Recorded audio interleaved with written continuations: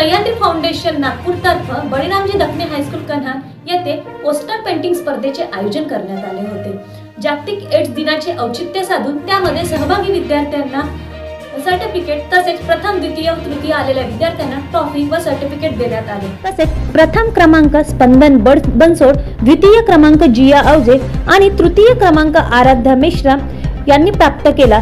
त्यांना सह्याद्री फाउंडेशनच्या वतीने ट्रॉफी आणि सर्टिफिकेट देण्यात आले।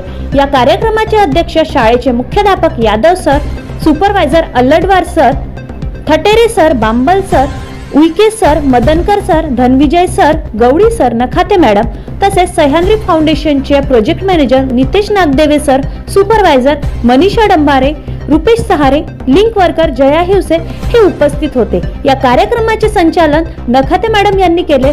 तसेच नागदेवे सरांनी HIV एड्स या विषयावर माहिती दिली। प्रकारच्या ताज्या घडामोडी पाहण्याकरिता न्यूज 22 महाराष्ट्र या न्यूज चॅनलला लाईक करा, सबस्क्राइब करा आणि पाहत राहा न्यूज 22 महाराष्ट्र, आवाज जनसामान्यांच्या हक्काचा।